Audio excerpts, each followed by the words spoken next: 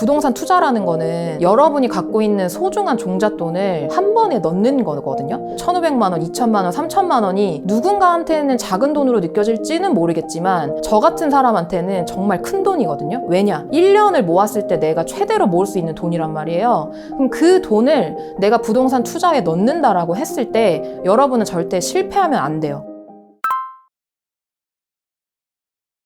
32살에 투자 시작해서 지금 부동산 투자하신 지 5년 정도 되셨는데 현재 순자산이 얼마 정도 되세요? 순자산 10억 정도 됩니다. 처음에 종잣돈은 1,500만 원으로 시작을 했고요. 진짜 실제로 투자할 때 들어갔던 돈은 300만 원 정도고 나머지 1,200만 원 정도는 이제 인테리어 하는 데 썼습니다. 26살 이제 취직하고 나서 이제 모든 것이 이제 나의 세상이다 이러면서 월급을 그냥 있는 그대로 받는 족족 쓰기 시작했던 거예요. 그래서 6년 동안 그 모아놨던 돈이 한 1,500만 원 정도였고 그 1,500만 원이 어느 정도의 의미인지도 그때는 몰랐어요. 나는 그래도 그 와중에 돈을 모아놨다. 이렇게 솔직히 자기 합리화하면서 살았었는데 그 와중에 아이가 이제 그 되게 많이 아파가지고 입원을 했었던 적이 있었어요. 그래서 그 입원을 하고 나서 제가 느꼈던 게 뭐냐면은 내가 이 아이를 책임지기 위해서는 이전과는 다른 삶을 살아야 되겠다라고 마음을 먹었었고 제가 열반 기초반이라는 그 강의를 들었었거든요. 너바나님이 하시는 열반 기초반 강의인데 되게 뇌리가 깊었던 말씀이 뭐였냐면은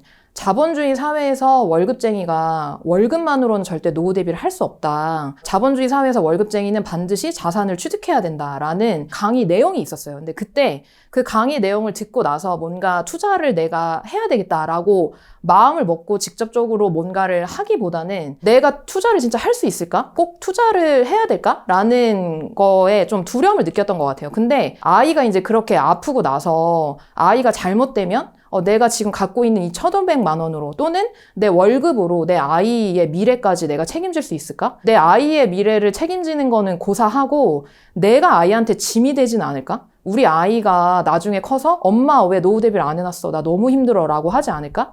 라는 그런 생각들이 아이가 아프면서 좀 휘몰아쳤던 것 같아요. 그래서 열반 기초반 듣고 나서 한 3, 4개월 있다가 너바나님의 그 말씀이 계속 제 머리에 맴돌았어요.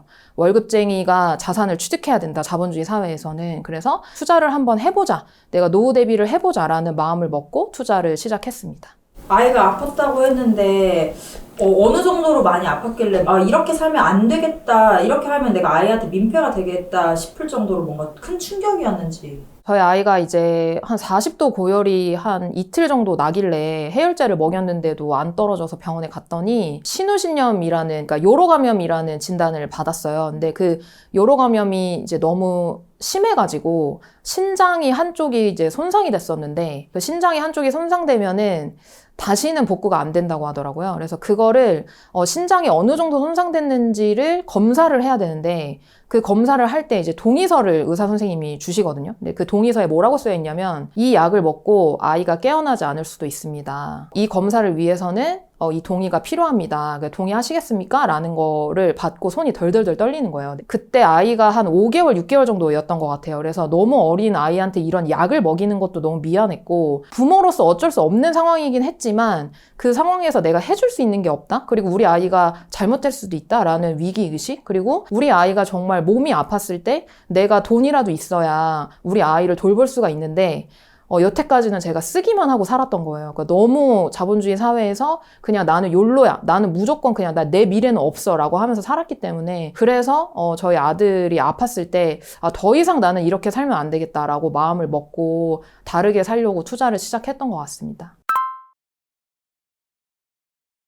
제가 처음에 받았던 월급이 한 180 정도 됐었고요. 이제 그 다음에 조금 호봉제로 올라서 한 200 초반 정도 받았었는데 다 쓰고 남은 돈을 저축했어요. 그래서 약간 오늘 기분이 우울하다라고 하면은 나의 우울한 감정을 소비로 해소를 해야 되겠어라고 마음을 먹고 집을 가고 있었는데 갑자기 우울해지면은 그 버스를 타고 명동에 있는 백화점에 가는 거예요. 그래서 1층 명품관에 돌면서 일단 아이 쇼핑을 좀 하고 근데 제 월급으로는 이제 명품 가방이나 이런 거 살 수 없었거든요. 그러니까 대체제로 샀던 것들이 화장품이었어요. 그래서 그때 명품 화장품 화장품 같은 것들, 립스틱 하나에 막 5만 원인 거, 그 다음에 막 파운데이션 하나에 막 15만 원인 거, 그런 거를 진짜 마음껏 샀던 것 같아요. 색깔별로 사가지고 쓰지도 않는 거가 집에 한 20개 정도 진열해놓고, 피부 마사지도 많이 받았었고, 필라테스 같은 것도 나의 몸을 위해서 내가 투자하는 거야 라고 하면서 10회권을 끊었다. 그러면은 1회 끊고 안 나가고 그랬어요. 그러니까 그 정도로 제가 월급 받은 거를 거의 다 쓰면서 보냈다라고 보시면 됩니다.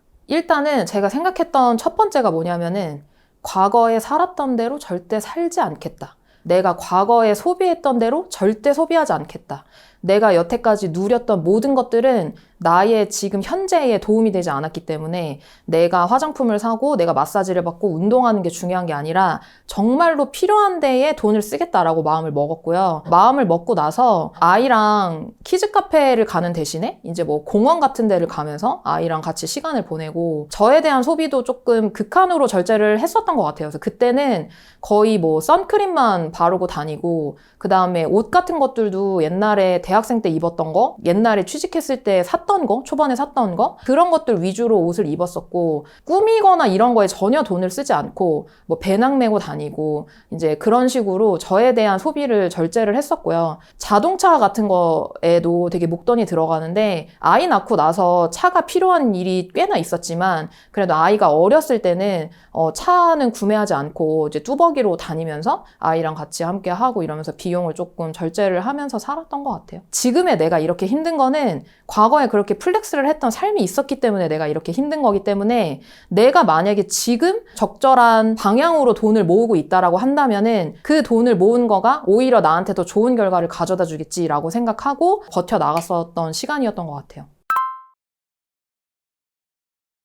5년 전에 본격적으로 부동산 투자 시작하셨다고 하니까 누군가는 자음과 모험님은 상승장을 잘 만나서 그래요. 아니면 시장이 좋을 때 시작했으니까 가능한 거 아니야? 라고 생각할 수 있을 것 같아요.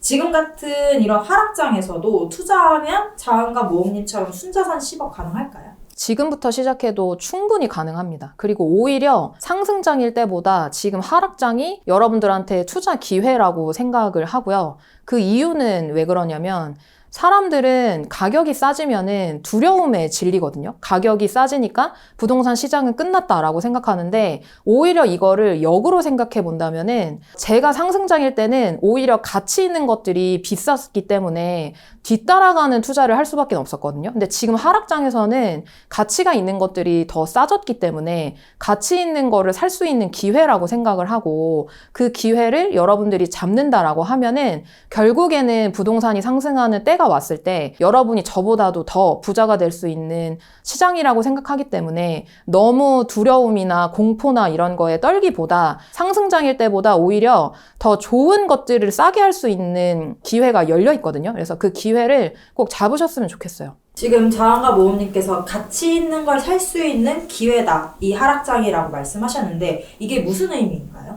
제가 가치 있는 물건이라고 생각하는 것들이 어느 지역이 있는지를 말씀을 드릴게요. 강남을 기준으로 해서 강남에서 1시간 거리로 출퇴근이 가능한 지역들이 수도권 안에서는 가치가 있는 지역들인데 예를 들면은 수지라든지 평촌이라든지 이런 지역들이에요. 근데 이런 지역들이 지금 계속 싸지고 있다는 거예요. 그리고 지방에서는 가치 있는 물건들을 이제 신축이라고 볼 수가 있는데 그 지방에 있는 광역시 신축이라든지 중소도시 신축이라든지 이런 것들이 상승장에서는 비쌌지만 오히려 지금 하락장에서는 싸지고 있기 때문에 여러분들한테 오히려 가치 있는 물건을 싸게 살 수 있는 기회라고 말씀을 드리는 겁니다. 자원과 모험님께서 한 번도 실패하지 않았다라고 굉장히 단언을 하셨는데 어떻게 실패가 없을 수 있는지. 투자 기준을 반드시 지켰고요. 제가 가지고 있는 투자 기준이 뭐냐면은 첫 번째, 가치가 있는 걸 산다. 두 번째, 가치 대비 가격이 싼 걸 산다. 세 번째, 감당 가능한 걸 산다인데 제가 소액을 가지고 투자할 때 저를 가장 흔들었던 게 뭐냐면은 감당 가능하지 않는 거에 투자하고 싶을 때가 되게 많았어요. 감당 가능하지 않는 게 뭐냐면 내가 가지고 있는 투자금을 벗어나서 투자하고 싶거나 내가 가지고 가기에는 너무 무거운데 그게 좋게 보일 때 그럴 때 제가 그 감당 가능한 건지를 항상 저를 물어보면서 감당 가능하지 않으면 투자하면 안 된다라는 거를 제가 기준을 갖고 있었거든요. 2018년 1월에 처음 들었던 열반 기초반 강의에서 투자 기준이 나와요. 그래서 그 투자 기준이 가치 대비 저평가된 거를 산다. 그리고 내가 지금 환금성이 가능한 걸 산다. 뭐 이런 기준들이 있거든요. 그래서 그 기준을 열반 기초반에서 배웠습니다. 투자 기준에 맞는 것만 사도 순자산 10억을 달성할 수 있다라는 거가 저한테는 굉장히 강렬하게 뇌리에 꽂혔고 그 말씀을 항상 5년 동안 투자하면서 지켰기 때문에 실패하지 않고 투자를 할 수 있었습니다. 6개월은 여러분들이 투자 기준을 잡기 위해서 공부를 꼭 해야 돼요. 그러니까 이게 무슨 말이냐면 부동산 투자라는 거는 여러분이 갖고 있는 소중한 종잣돈을 한 번에 넣는 거거든요. 그럼 여러분이 지금 제가 얘기하는 1,500만 원, 2,000만 원, 3,000만 원이 누군가한테는 작은 돈으로 느껴질지는 모르겠지만 저 같은 사람한테는 정말 큰 돈이거든요. 왜냐? 1년을 모았을 때 내가 최대로 모을 수 있는 돈이란 말이에요. 그럼 그 돈을 내가 부동산 투자에 넣는다라고 했을 때 여러분은 절대 실패하면 안 돼요. 그죠? 그럼 실패하면 안 된다라고 했을 때 뭘 알아야 되냐? 잃지 않는 투자 기준을 배워야 되고요. 그 기준을 배운 다음에 여러분이 투자를 해야 돼요. 그래서 강의를 듣고 내가 부동산 투자할 때 어느 아파트를 해야 될지, 어떤 기준을 가지고 해야 될지를 여러분들이 먼저 배우고 투자를 하는 시간이 반드시 필요해요. 근데 5년 전에 이제 배웠던 투자 기준이잖아요. 근데 2023년에도 그게 적용이 되는지. 왜냐면 시장은 사이클이 변하는데 계속 같을 수가 있을까? 궁금함도 있을 것 같아요, 누군가는. 기준이라는 거는 여러분 뭐냐면 변하지 않는 거를 얘기하는 거거든요. 그러니까 사이클은 변하지만 내가 가치가 있는 거를 볼 줄 아는 눈, 가치라는 게 뭐냐라고 했었을 때 제가 아까 말씀드린 수도권에서는 강남 접근성 1시간이 가능한 거, 지방에서는 사람들이 선호하는 신축인 거, 그런 가치가 있는 거를 가격이 쌀 때 사는 기준을 가지고 가면, 그리고 또 감당 가능한 걸 가지고 가면은 상승할 때나 하락할 때나 상관없이 내가 그 기준을 가지고 오히려 투자를 할 수 있게 되거든요. 그래서 기준은 변하지 않는 거고 상황은 변하죠.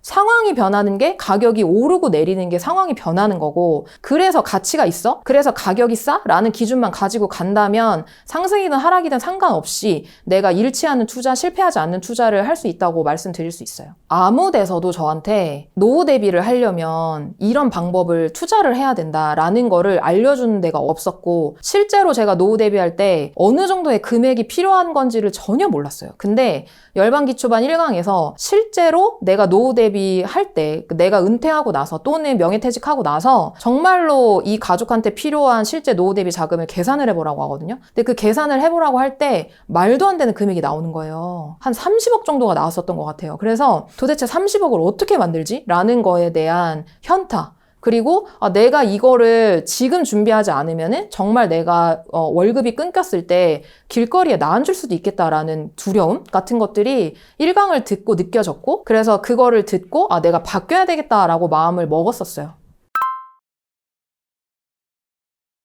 5년이라는 시간 동안 제가 순자산 10억을 달성할 수 있었던 가장 큰 이유는 포기하지 않았던 거라고 생각해요. 1,500만 원으로 제가 첫 투자를 했었거든요. 근데 그 다음에 돈이 똑 떨어진 거예요. 그러니까 제로에서 시작을 한 거죠. 그래서 통장이 0원인 상태에서 투자 공부를 막 해나갈 때 그때 수도권이 되게 기회였던 시기가 있었거든요. 그래서 그때 부천이라든지 일산이라든지 삼본이라든지 이런 지역들이 투자 기회가 있었고, 제 동료들이 이제 그런 투자 기회를 잡아서 되게 투자를 해나갔던 때가 있었어요. 저도 투자할 수 있는 물건들이 보이기 시작했었거든요. 근데 그때 돈이 없어서 이렇게 투자를 못하는 거에 대한 좌절감? 이런 게 되게 많았어요. 근데 그때 아이도 되게 어렸고, 아이가 이제 5개월 때부터 시작을 했기 때문에 아이를 돌보는 것도 너무 힘들었고, 초보 엄마였고, 또 투자자로서도 초보 투자자여서 이거를 공부를 계속 해나가는 거가 되게 힘들었던 것 같고요. 근데 그럼에도 불구하고 중요한 건 뭐냐면은 저는 힘들 때마다 더 이를 악물었다는 거예요. 그러니까 그때 힘들 때마다 내가 여기서 뭔가 좌절하거나 포기하거나 이런 마음을 먹었다기보다는 어떻게 하면은 내가 지금 이 힘든 거를 더 벗어날 수 있지?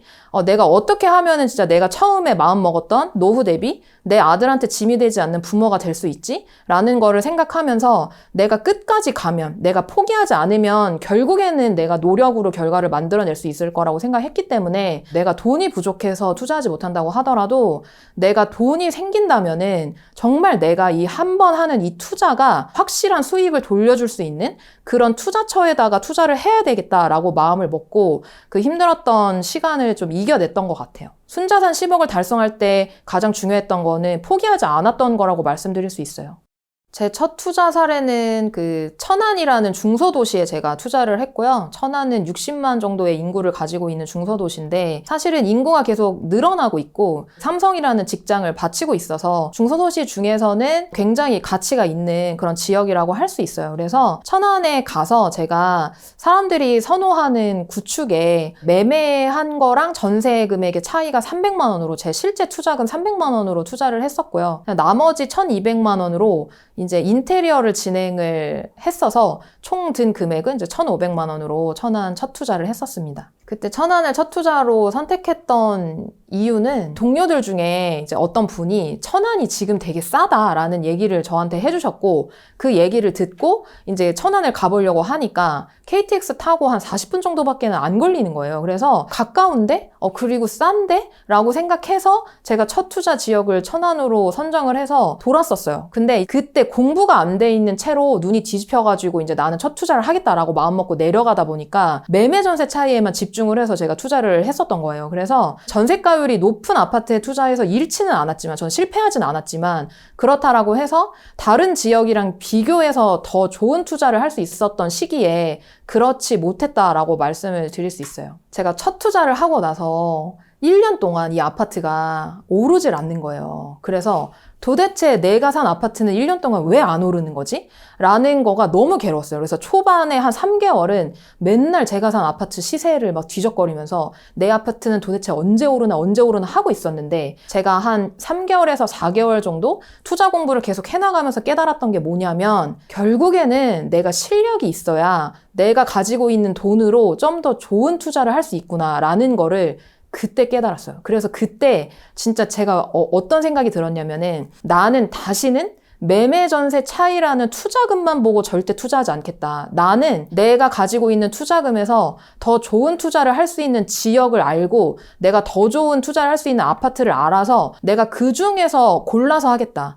내가 할 수 있는 투자 중에 가장 좋은 아파트에 투자하겠다라는 거를 정말 신념처럼 제가 가지고 갔었고 그렇게 공부를 하고 난 다음에 제가 천안 아파트를 팔고 인천이라는 그 수도권에 아파트를 갈아타기를 하거든요. 그래서 그 투자는 제가 정말로 공부를 열심히 하고 내가 할 수 있는 것 중에 제일 좋은 것인가? 그리고 내 투자 기준에 맞는가? 가치가 있는가부터 생각하면서 투자를 진행했던 건이라서 인천으로 갈아타서 수익이 한 2억 정도 났거든요. 그래서 수익률 한 6,000% 정도의 투자를 할 수 있었습니다.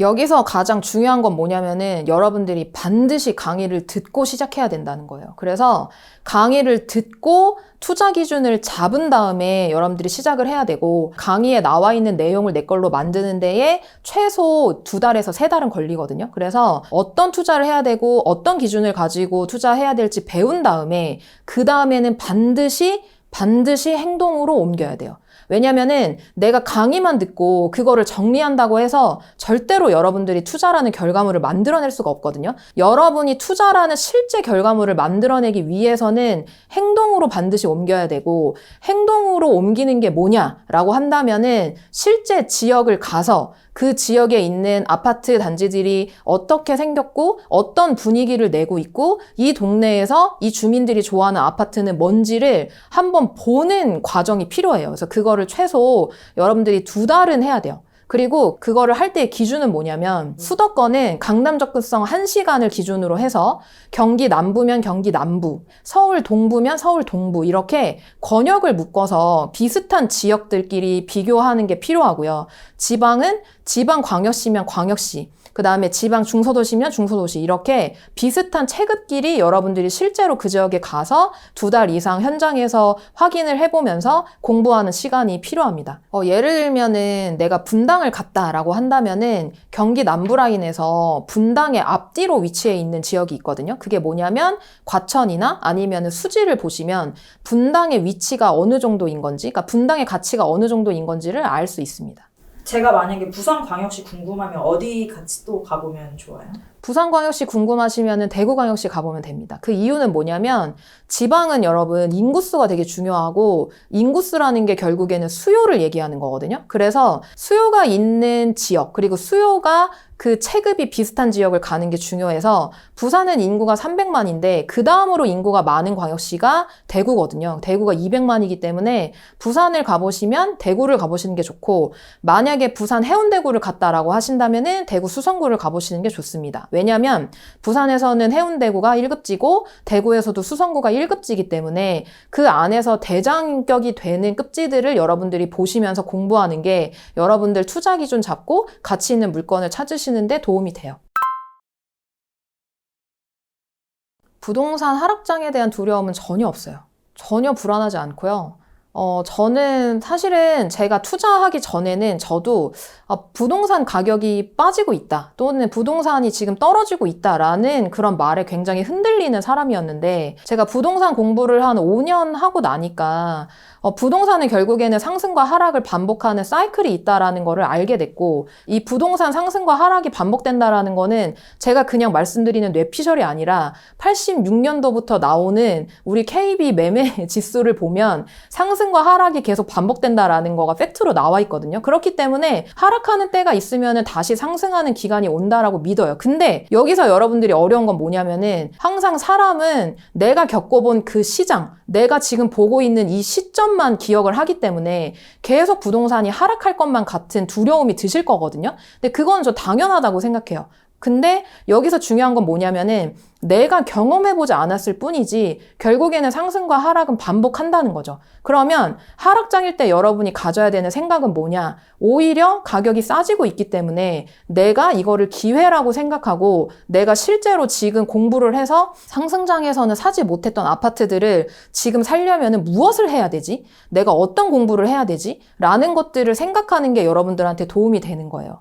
그리고 세금 문제 같은 경우에는 아파트를 뭐 다주택을 산다, 뭐 여러 개를 산다라고 했었을 때 세금이 너무 많이 드는 거 아니야? 라고 하시면서 여러분이 걱정이 되실 수 있어요. 충분히 공감해요. 저도 처음에 그랬고. 이 세금이라는 거는 사실은 우리가 부동산으로 얻을 수 있는 자산의 수익 크기에 비하면은 세금이라는 거는 되게 작은 거거든요. 그래서 큰 거를 얻기 위해서 작은 거를 내는 거에 너무 집중하면서 세금이 무서워서 부동산 투자를 못한다라고 하는 거는 결국에는 여러분들이 나는 노후 대비도 하기 싫고 나는 자산을 쌓아서 결국엔 부자 되기도 싫어라고 얘기하는 거랑 똑같기 때문에 세금을 가지고 여러분들이 부동산을 산다 안 산다를 결정하지 않으셨으면 좋겠어요.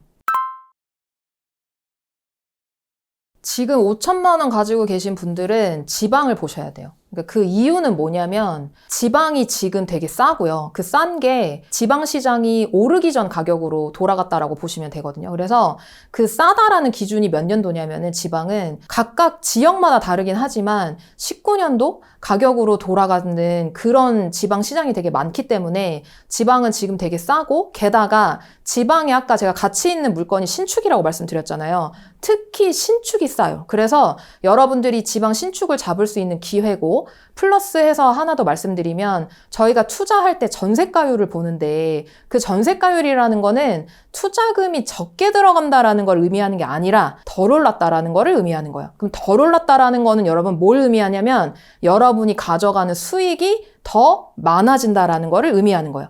비싸게 사면 여러분이 가져가는 수익은 적어지죠? 여러분이 싸게 사면은 여러분이 오히려 가져갈 수 있는 수익이 많아지는 거거든요. 그래서 내가 투자금이 5천만 원 또는 그 이하를 가지고 계신다면은 지방에서 2억 정도 오를 물건을 살 수 있는 것들이 지금 지방에 되게 많기 때문에 5천만 원 가지고 계시면은 지방에 가시면 돼요. 근데 여기서 여러분들이 고민하시는 게 수도권이 지금 되게 싸지고 있다고 하는데 수도권도 봐야 되는 거 아니냐? 라는 고민을 되게 많이 하실 것 같아요. 지금 상황에서 수도권이 많이 싸지긴 했지만 각자가 여러분 감당 가능한 수준은 다를 거거든요. 그러니까 예를 들면 강동구나 송파구가 굉장히 싸지긴 했죠. 근데 그 싸진 게 15억에서 만약에 매매가가 9억 정도까지 내려왔다라고 하면은 매매가는 너무 싼데 투자금이 한 3, 4억 정도가 들어가는 거예요. 그러면 월급쟁이로서 투자금 3, 4억을 할 수 있는 사람도 있겠지만 그게 무조건 싸다고 해서 내가 그 3, 4억을 가지고 거기다가 투자를 할 수 있는 사람은 많진 않잖아요. 그러면 그분들은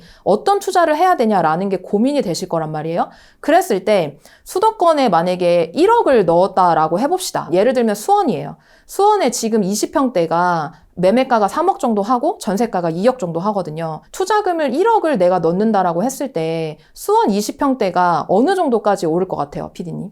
5억, 6억? 네. 5억에서 6억 정도까지 거의 상승을 했었거든요. 그러면 내가 3억에서 5억, 6억의 시세 차익이라고 하면은 여러분 벌 수 있는 돈이 2억 정도잖아요. 그러니까 1억을 넣어서 2억을 버는 거는 수익률 200%인 거죠. 근데 제가 아까 말씀드렸듯이 지방에서 5천만 원 넣어서 2억 벌 수 있는 투자가 있단 말이에요. 그러면 지방에서는 그거는 수익률이 400%인 거죠. 그러니까 내가 투자금을 더 적게 넣으면서 수익은 비슷하게 가져갈 수 있기 때문에 투자금이 5천만 원이신 분들은 지방을 보라는 말씀을 드리는 거고, 내가 1억을 가지고 수도권 투자를 했을 때는 내가 어느 정도 이 단지에 투자했을 때 벌 수 있을지를 생각을 하시면서 여러분이 선택을 하시는 게 중요합니다. 서울 수도권 공부해야 되는 이유는 있죠, 당연히. 그게 뭐냐면 여러분, 수도권에도 레벨이 있는데 그 레벨이 뭐냐면 서울은 여러분이 팔지 않는 자산을 가지고 가는 거예요. 그리고 서울 외에 경기도에서 강남 접근성 1시간이면은 거기도 팔지 않는 자산을 갖고 가는 거거든요. 근데 이런 지역들이 지금은 투자금이 되게 많이 들어간단 말이에요. 근데 여러분 반드시 전세가율이 오르는 시기가 옵니다. 그러니까 그게 왜 그러냐면 지금 하락하고 있잖아요. 지금은 어떤 시장이냐면 매매랑 전세가가 같이 내려가는 시장이기 때문에 전세가율이 되게 낮아요. 근데 여기서 많은 사람들이 이제는 더 이상 부동산은 안 돼. 나는 부동산은 안 살 거야 라는 심리가 더 강해지면 어떻게 되냐면 매매가는 오르지 않는데 전세가는 계속 올라와요. 그럼 그런 시장이 오면 여러분, 강남 접근성 1시간인 지역들도 투자금 5천만 원을 할 수 있는 기회가 옵니다. 그때 여러분이 넋 놓고 계시면 안 되잖아요. 그래서 수도권 시장도 미리 공부를 해 놓으셔야 돼요. 저도 처음에 비슷했어요. 그러니까 저도 처음에 그런 상황이 있었을 때 되게 막막했어요. 내가 할 수 있는 게 뭘까, 지금. 나는 부모님 도움도 못 받고 내 월급으로는 내 미래가 답이 없고 이런 거가 되게 막막했는데, 여러분 되게 중요한 게 뭐냐면 여러분이 지금 살고 있는 이 현실이 마음에 안 들면 그 현실을 부자가 되는 길로 바꿨던 그 부자를 만나는 게 되게 중요하거든요. 근데 그 부자를 만나는 가장 빠른 길이 강의에서 만나는 거예요. 그래서 이 사람은 어떻게 해서 부자가 됐지? 이 사람은 어떻게 해서 노후 대비를 했지? 라는 것들을 배울 수 있는 강의를 들어보시고 그 강의에서 방법들을, 모든 노하우를 여러분들이 습득을 하신 다음에 내가 지금 너무 막막하지만 앞으로는 어떻게 해야 될 건지의 행동들을 배워 나가셨으면 좋겠어요. 믿을 수 있는 멘토인지 어떻게 아냐? 이렇게 말하는 사람한테 뭐라고 말씀해주고 싶어요? 저는 너무 공감 가요. 그러니까 왜냐하면 저도 처음에는 의심을 많이 했기 때문에 이분이 진짜 믿을 수 있는 멘토인가 라는 거에 대한 확신이 없었어요. 근데 그거는 어떻게 보면은 당연한 과정이라고 생각하거든요. 근데 거기서 중요한 건 뭐냐면 내가 이 사람을 믿고 가는 게 아니라 이 사람이 투자로 성공한 성공 공식을 믿고 가는 거예요. 그 사람이 실제로 이 방법을 통해서 성공을 했고 그 방법을 가지고 투자로 성공했던 사람들이 많다라고 한다면은 결국에는 그 방법은 검증되어 있다라고 볼 수 있거든요. 그래서 그 사람을 믿지 못한다라고 하면은 그 사람이 했던 방법을 믿고 그 방법을 믿고 내가 공부를 하다 보면은 그 사람이 했던 과정들이 실제로 내가 경험을 하면서 이해가 되거든요. 경험해보지 않으면 결국에는 여러분들이 계속 머리로만 생각한단 말이에요. 머리로만 생각하면은 절대 답이 안 나와요. 왜냐면 내가 해보지 않았기 때문에. 보세요. 수영장에서 나는 수영을 하고 싶어. 나 수영 배우고 싶어. 근데 수영할 때 물에 들어가는 거는 너무 무서워. 그래서 나는 저 수영장에 있는 저 강사가 어떻게 하는지만 난 바깥에서 볼 거야 라고 했었을 때 여러분이 실제로 그거를 몇 년 동안 지켜본다고 해서 수영을 잘할 수 있게 될까요? 절대 못 하거든요. 그럴 때 수영장 물에 첨벙 내 몸을 담그고 정말 머리끝부터 발끝까지 뒤집어 쓴 다음에 내가 실제로 행동으로 옮겨야 이게 맞는지 안 맞는지를 알 수 있거든요. 제가 무책임한 말씀을 드리는 게 아니에요. 저도 처음에 그렇게 의심을 했기 때문에 내가 한번 해본 다음에 판단을 내리자라고 생각하고 따랐고 실제로 믿고 행동을 했더니 결국에는 순자산 10억을 달성할 수 있었거든요. 그래서 의심 때문에 뭔가 행동하기가 꺼려진다면 여러분들이 내가 지금 너무 생각이 많아졌구나라고 생각하고 행동부터 하나하나씩 해보시면 좋을 것 같아요.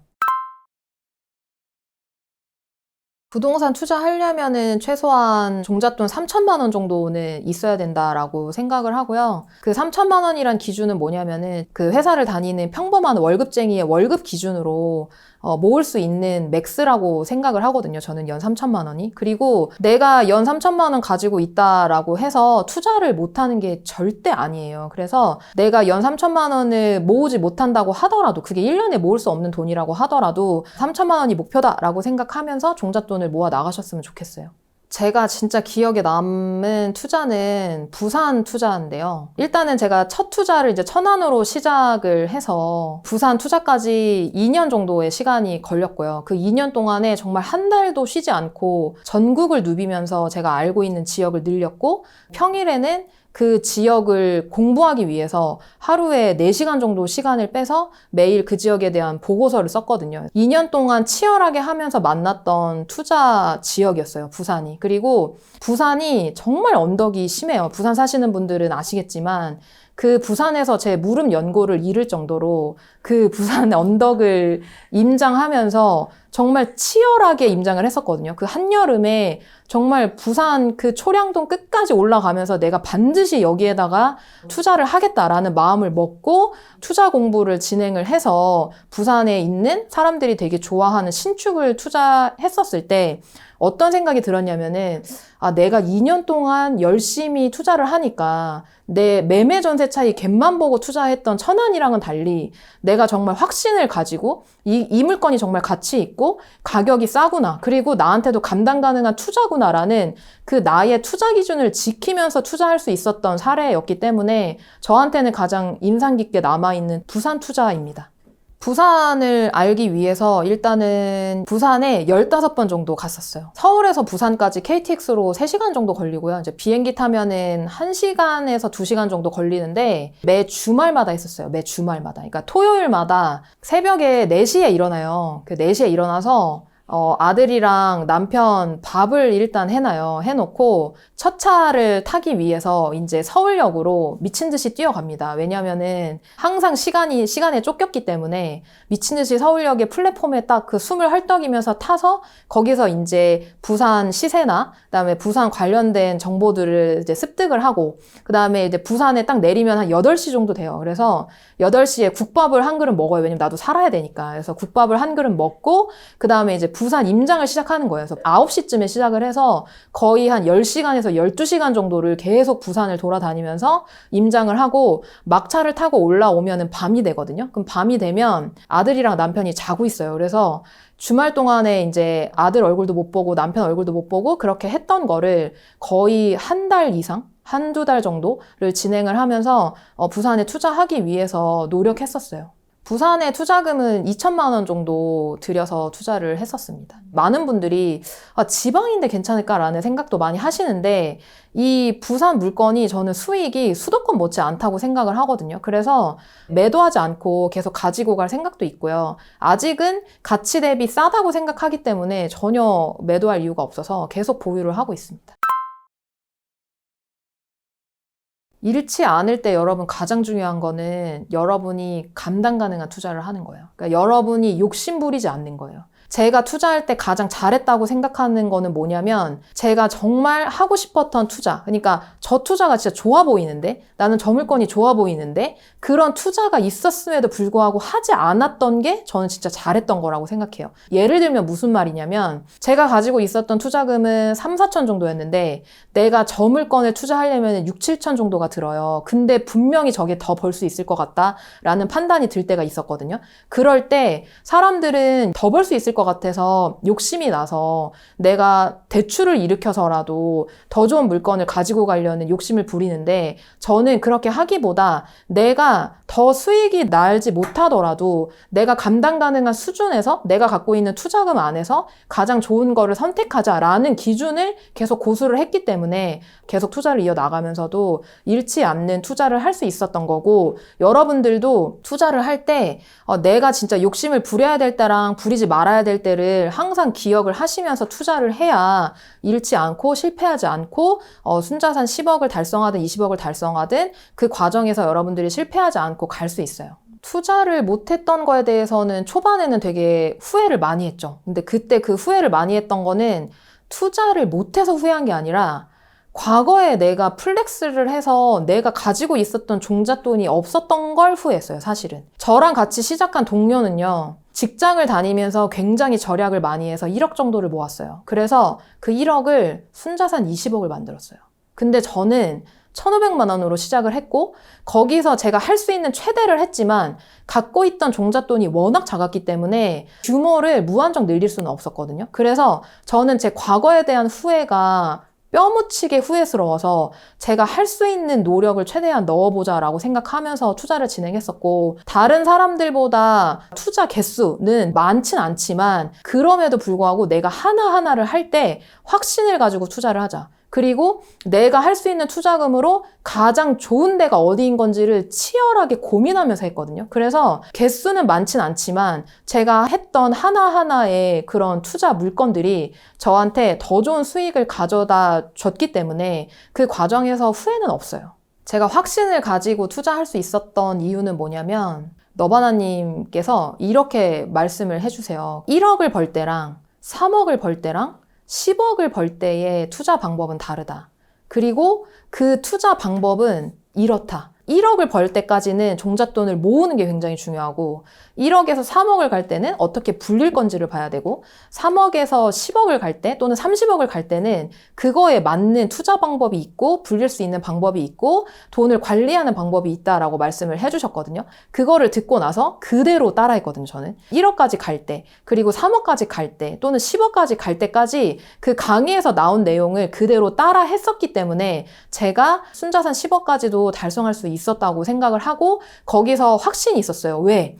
너바나님이나 또는 너바나님한테 배운 제자들이 그 방법을 가지고 순자산 30억 또는 그 이상을 갖기 때문에 그 방법대로 따라가면 저 역시도 자산을 늘릴 수 있을 거라고 생각을 했었어요. 거기서 확신이 왔어요. 제가 강의를 먼저 듣고 남편한테 추천을 했었는데 이제 그 이유가 뭐냐면 남편은 일을 되게 열심히 하고 그 안에서 승진도 하고 싶어 하고 그 회사 안에서 그렇게 살아가는 거에 굉장히 열정을 다하는 사람인데 승진해서 한번 미끄러졌었어요, 저희 남편이. 그러면서 굉장히 충격을 많이 받았었거든요. 왜냐면은 내가 열심히 하면은 회사가 인정해 줄 거라고 생각을 했는데 알고 보니까 그렇지 않은 거예요. 그래서 제가 그때 남편한테 열반 기초반을 들어보라고 했어요. 왜냐면 회사도 좋죠. 회사에서 열심히 일하는 것도 좋고. 근데 회사만 믿는다고 해서 우리 가정의 노후 대비나 우리 가정이 더 나아지거나 하는 것들은 실제로 현실적으로는 되게 어려운 부분이었거든요. 그래서 열반 기초를 들으면서 정말 이 자본주의를 살아가는 월급쟁이가 어떤 방향으로 살아가면 좋을 건지를 알았으면 좋겠어서 추천을 했고요. 제가 아무리 옆에서 얘기해도 남편이 1도 안 듣더라고요. 그래서 오히려 성공한 사람이 얘기해주는 강의가 이 사람을 더 설득시킬 수 있겠다라고 생각을 해서 열반기초 강의를 추천했고 남편도 그 열반기초반 강의를 들었었어요. 아주 드라마틱한 변화가 있다라고 보기에는 어려웠지만 그래도 되게 중요하게 변한 거는 뭐가 있었냐면은 월급쟁이의 노후 대비는 셀프구나 라는 거를 남편이 알게 됐고 제가 투자 생활하는 거에 대해서도 예전에는 아예 이해를 못했다면은 한 50% 정도는 왜 당신이 이렇게 투자 생활을 하는지 내가 알게 됐다라는 거 정도 바뀌었었던 것 같아요. 많은 우여곡절이 있었는데 이제 그 중에서 제 가슴에 남아있는 그 사건이 있어요. 이제 그게 뭐냐면 제가 광주광역시를 임장하고 있었을 때 이제 남편한테 다급하게 전화가 왔는데 우리 아이가 이제 유리그릇에 그 손목을 뱄다는 거예요. 그래서 이제 그 손목에 한 이 정도로 상처가 났었는데 아이가 한 돌쯤 지났을 때였던 것 같아요. 그래서 그 돌이 지난 아이를 이제 손목에 피가 나는 아이를 막 데리고 이제 병원에 부랴부랴 가서 수면 마취를 하고 이제 손목을 꼬매고 나왔는데 결국에는 그 손목에 이제 흉이 졌거든요. 근데 아이가 그때는 말을 못할 때잖아요. 돌이니까. 근데 말이 트이고 나서 저한테 어느 날 그러는 거예요.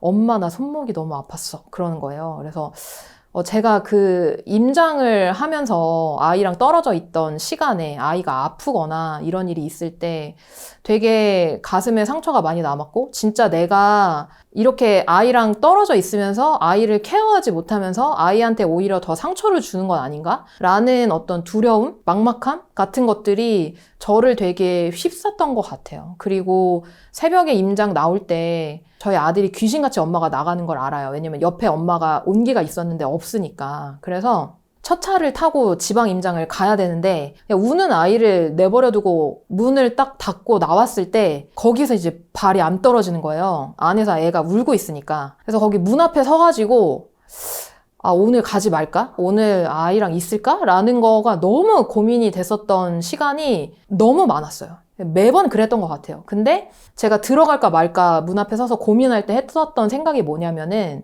내가 아이랑 보내는 시간도 중요하지만 내가 이거를 하지 않았을 때, 내가 임장을 가지 않았을 때 과연 나랑 내 남편이랑 내 아들의 인생까지 내가 바꿀 수 있을까? 내가 아이랑 있는 시간을 담보로 해서 임장을 간다라고 하면은 내가 정말 열심히 해서 결과를 만들어내야 되지 않을까? 내가 아이 때문에 내 마음이 힘들다고 이거를 중간에 포기해도 될까? 라는 질문들을 저한테 던졌을 때 내가 여기서 포기하면은 아들한테 더 미안한 일이 되는 거였던 거예요. 제가 이걸 시작했을 때 아들한테 떳떳한 엄마가 되고 싶었거든요.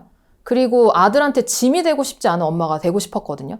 근데 아이가 운다라고 해서 그리고 내가 마음이 힘들다고 해서 내가 몸이 힘들다고 해서 이거를 관두면 그러면 결국에는 나중에 아이한테 다시 짐이 되는 거 아닌가? 라는 생각을 했기 때문에 그렇게 문 앞에 서서 망설여지고 고민되고 눈물이 날 때마다 저는 이를 더 악물고 아, 내가 반드시 이거를 결과를 만들어낸다라고 생각하고 그렇게 투자를 했었던 것 같아요. 그때는.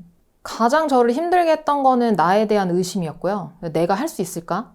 자모야, 너 할 수 있어? 라는 거를 거울을 볼 때마다 항상 질문을 했었고 할 수 없을 것 같은 때도 되게 많았어요. 아, 나 할 수 없을 것 같은데? 내가 그리고 그때는 집을 산다라고 해서 이게 오를까? 라는 것도 저는 몰랐었던 것 같아요. 근데 그때 내가 지금 뭔가를 새롭게 하지 않으면은 내 미래가 바뀔까? 내가 이거를 행동이라도 해야 내 미래가 좀 더 좋아지지 않을까? 가족의 노후 대비도 할 수 있지 않을까? 라는 생각을 하면서 의심이 들 때마다 의식적으로 생각을 했었던 것 같아요. 무슨 생각을 했냐면은 너 지금 의심이 올라오고 있어. 근데 그 의심은 너를 갉아먹는 거야. 너를 갉아먹는 거지 너를 앞으로 나아가게 하는 건 아니야.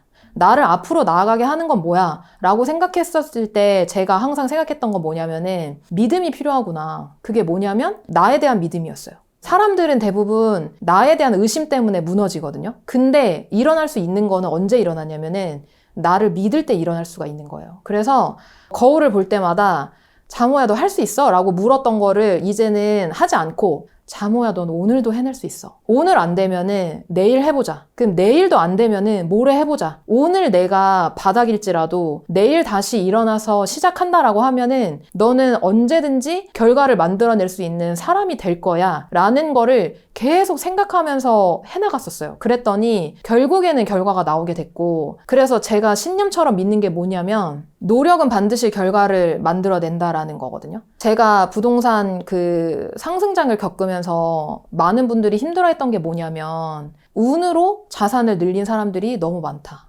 이렇게까지 노력하지 않아도 되는데 그냥 샀기만 했는데 자산이 올라서 부자가 된 사람들을 보면서 나는 왜 이렇게까지 노력해야 되지?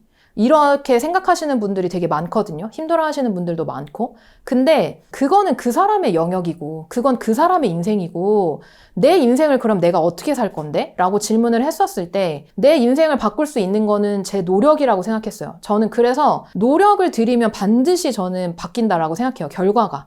그렇기 때문에 의심이 들 때 여러분들도 오늘 나 해낼 수 있어. 오늘 내가 해내지 못하더라도 내일 해낼 거야. 라는 생각을 가지고 해나가셨으면 좋겠어요, 여러분들이. 제가 여러분들한테 드리고 싶은 말씀은 여러분들보다 돈도 못 모으는 편이었고요. 여러분들보다 의지가 박약한 편이었어요. 그러니까 필라테스를 한 번 끊고 안 가고요. 헬스장도 10회권을 끊으면은 한 번밖에 안 나가요. 왜냐? 의지가 없었기 때문에. 저 같은 사람도 할 수 있었고 저 같은 사람도 내가 오늘 무너져도 내일 다시 일어나서 해나갔기 때문에 여러분들도 충분히 해나갈 수 있거든요. 근데 여기서 중요한 건 뭐냐면 내가 빨리 돈을 벌고 싶다라는 마음을 버리는 거예요.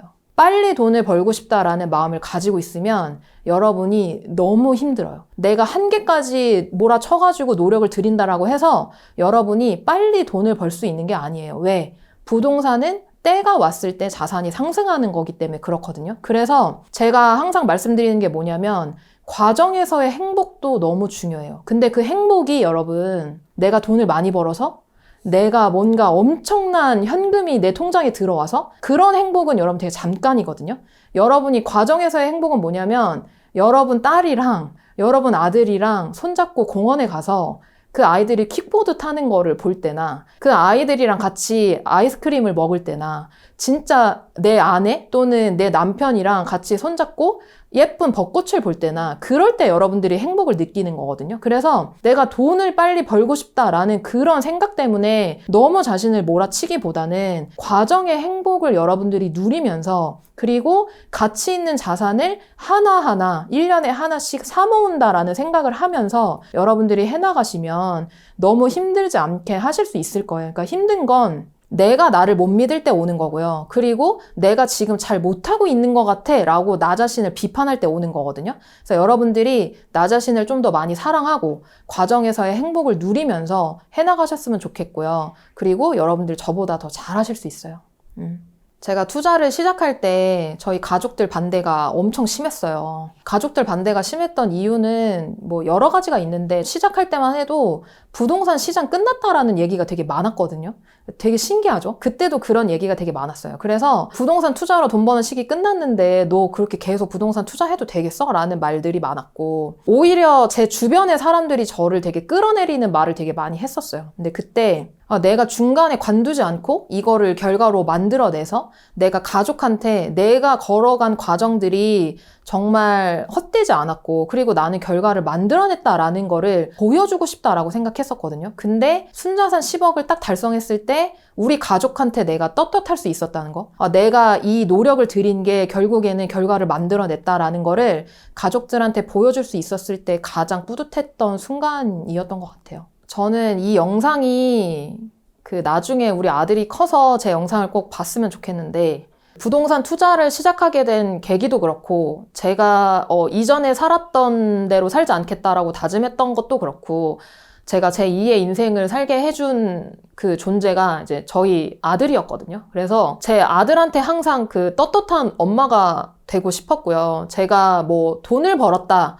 내가 뭐 부동산 자산을 쌓았다라는 거를 아들한테 자랑하고 싶다기보다는 제가 아들을 낳고 나서 아들을 지키기 위해서 정말 치열하게 노력을 했고 그리고 결과를 만들어낸 엄마였다라는 거. 그래서 우리 아들도 인생을 살 때 내가 노력을 하면은 뭐든 내가 내 노력으로 바꿔낼 수 있구나라는 거를 알고 그리고 도전하고 실패하고 또는 좌절하지만 다시 일어날 수 있는 그런 아들이 됐으면 좋겠고요. 그래서 제가 자산을 쌓고 나서도 계속 일하는 이유는 우리 아들한테 우리 엄마가 정말 돈 버는 거를 떠나서 정말 일을 즐기고 일에서의 성취를 가지면서 계속 발전해 나가려고 노력하는 사람이라는 거. 그런 엄마로 남고 싶기 때문에 저는 자산 취득이랑 상관없이 우리 아들한테 떳떳한 엄마가 되고 싶어서 계속 일을 하고 있습니다. 제가 처음 부동산 투자 시작할 때 돈이 너무 없어서 힘들었거든요. 제가 결국에는 돈이 없는 사람도 투자해서 자산을 늘려갈 수 있다라는 거를 보여줬다라고 생각을 해요. 여러분들이 나는 지금 안 될 것 같은데? 나는 지금 너무 벌 수 있는 돈이 적고 또는 내가 빚이 많아서 안 될 것 같은데? 라고 생각하시기보다 내가 지금과는 다른 나로 살아가려고 노력을 할 때 여러분들의 인생이 바뀔 수도 있다라는 거를 꼭 말씀드리고 싶고 저라는 사람은 정말 평범하거든요. 그냥 여기 나와서 제가 이런 얘기를 하고 있지만 정말 말도 안 되게 평범하고 여러분들이 생각했을 땐 말이 안 될 거예요. 어떻게 200만 원을 벌어서 그걸 다 쓰지? 라는 거가 말이 안 될 거거든요. 근데 여러분들이 어떻게 보면 저보다 더 나으신 거거든요. 그런 거를 가지고 계신다면 여러분들은 저보다 더 잘 될 수 있는 상황인 거예요. 그리고 부동산 투자라는 건 여러분 재능의 영역이 아니라 노력의 영역이기 때문에 여러분들이 거기서 계속 포기하지 않고 해나가려고 노력만 하신다면은 여러분들도 충분히 저보다 더 더 많은 자산을 쌓으실 수 있다라는 거를 여러분들한테 꼭 말씀드리고 싶었고요. 그리고 마지막으로 여러분들도 할 수 있다, 해낼 수 있다라는 메시지를 꼭 드리고 싶습니다.